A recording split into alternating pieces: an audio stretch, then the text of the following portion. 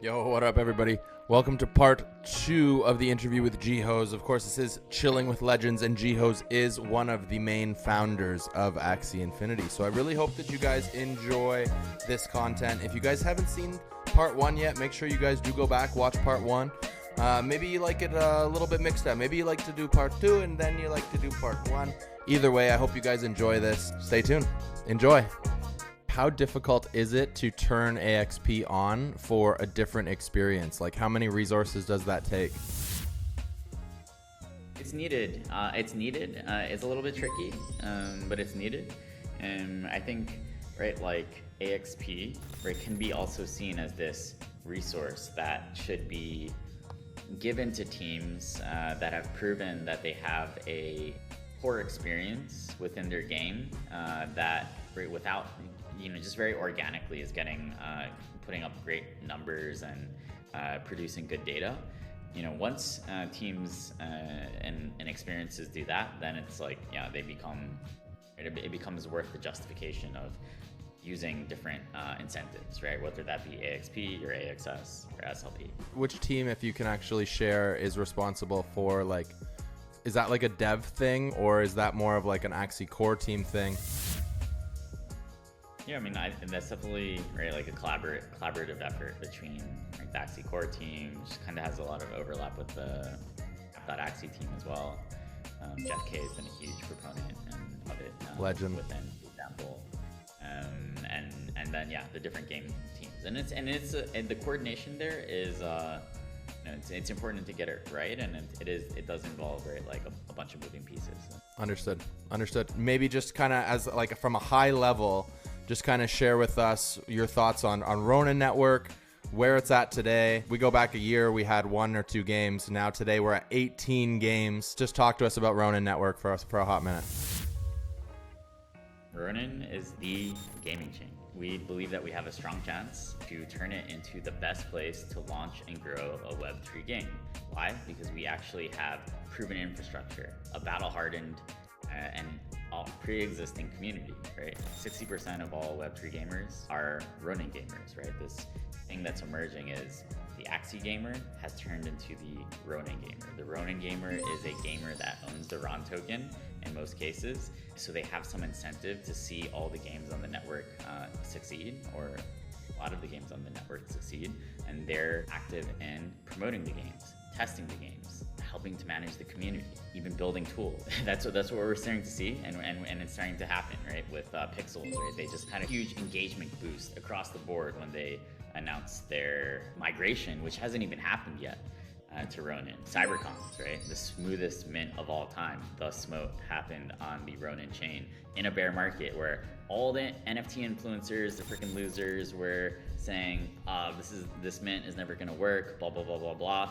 No, they just had never heard about Ronin before. Ronin is earning its stripes. I think we've made great progress this year, onboarding games, onboarding validators, launching DPoS. Sky Mavis, we work really closely with the teams that are onboarded to Ronin, make sure that they understand their community, that they understand how to use all our infrastructure, how to deploy on the chain, tokenomics advice, things like that. So, and why? Well, I'm saying this a lot recently, but we have to repeat. Everyone is going to say that they're going to become the gaming infrastructure layer, but we're the only ones that have actually onboarded millions to Web3, right? Everyone is saying that they're going to onboard millions of gamers, but we're the only ones that have onboarded millions of gamers already. And I think that's really important because, you have to rely on facts and data and proven success. At the point where we're at right now, today, like, there's probably like less than 150,000 active crypto gamers, right? Like, that number might even be under 100K at this point. That's somewhere, we're somewhere between 100 and 150, right? Is that fair to say?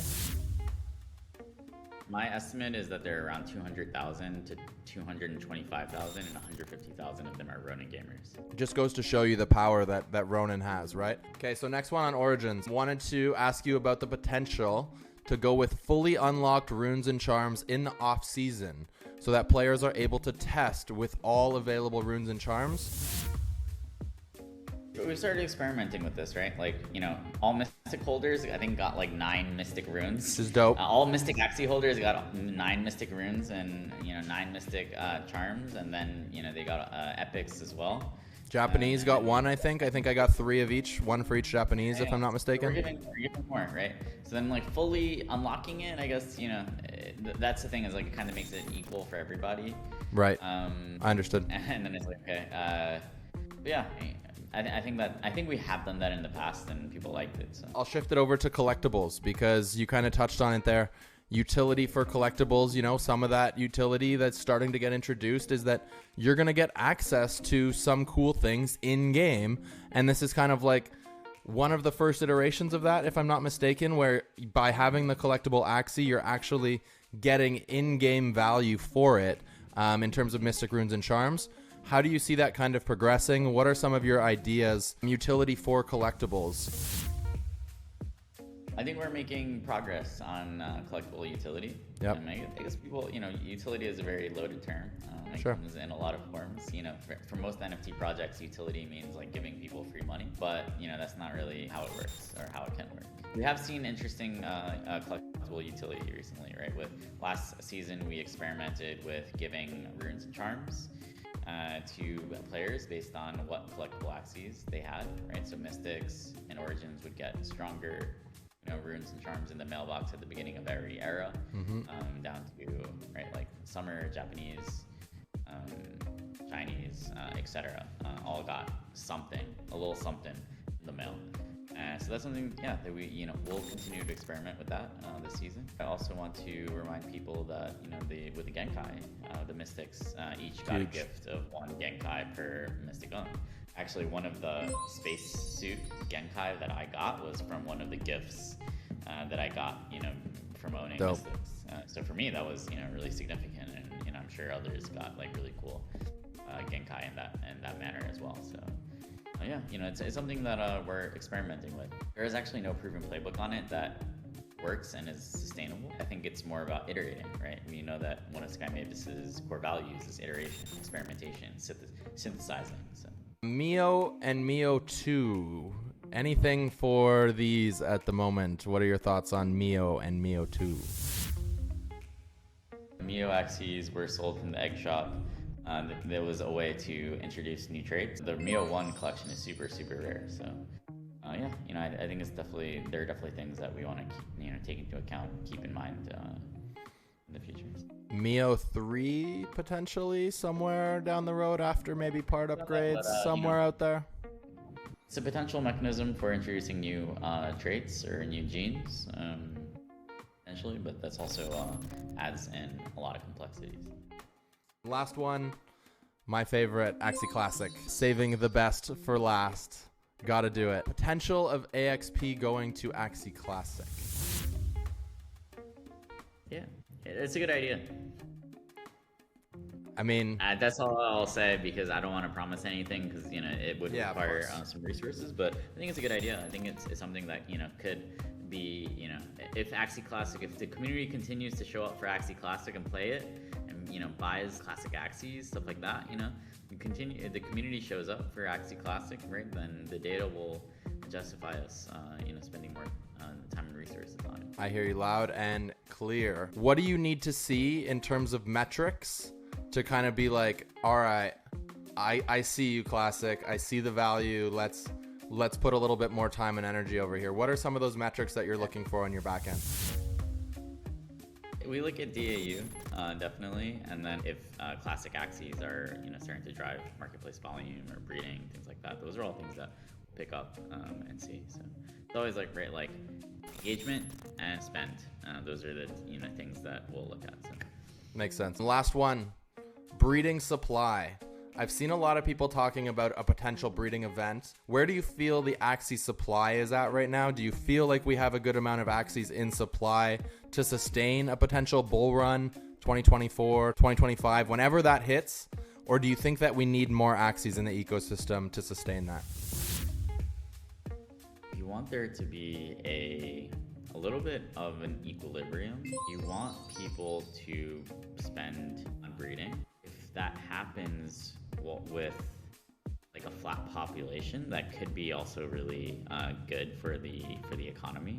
That would be like a really interesting steady state. And it's like, if there is excess demand, then the demand comes, then the breeders will accommodate it. If that makes sense, because the breeders will expand the supply in the future based on demand. Sure, that makes sense. Jiho, it's been an absolute treat, my friend. Thank you so much for taking the time. Do you have any last things that you want to say as we shut her down tonight? I think we hit a lot of stuff, man. It's been great to catch up and hang out and just have like a little bit more of a casual chat. See you I'll see you. Sounds good, bro. I appreciate it. Yeah, you're welcome anytime. I'll always make time, and we could just hang out, have a drink, and just talk about life, talk about the ecosystem, and brainstorm on ideas on how we get us to $500 AXS, $100 RON, how we become the king of the gaming chains. It's all going to happen. It's all going to come to fruition. I think we just keep doing what we're doing, bro. Appreciate you. Your strength on this movement has been really inspiring for somebody like me. Thank you, bro. Thanks, man. No, I'm happy that you're inspired. Like, that's my main role, to be honest, is just to inspire people, to make them understand the type of feature that we're building, that we have the potential to create together. This is something that's never been done before. There is no playbook, and I think that's what's so exciting to me about it. So yeah, we're gonna be king. We're gonna be the king of the gaming chains, and the more we repeat that, the more it comes true. Gonna be there for it every step of the way, my guy. Thank you so much for everything. That's it for part 2 of my interview with Jihoz. That is a wrap with our founder from Axie Infinity. Well, one of the main founders. There's a few, but Jihoz is definitely the one that's in the forefront the most. He's always there, always available. So big shout out to Jiho for giving us the time to come on here, of course, and share his thoughts and his insights. I want you guys to let me know in the comments who else you would like to see interviewed on this channel. That being said, we do have more episodes to come, and I really hope that you guys have enjoyed this. I'd even appreciate messages to let me know your thoughts. Give me your feedback, because I want to keep making these bigger and better and better and better. Bigger, stronger, faster. You know what I mean? All right. Love you guys a lot, and we'll talk more soon.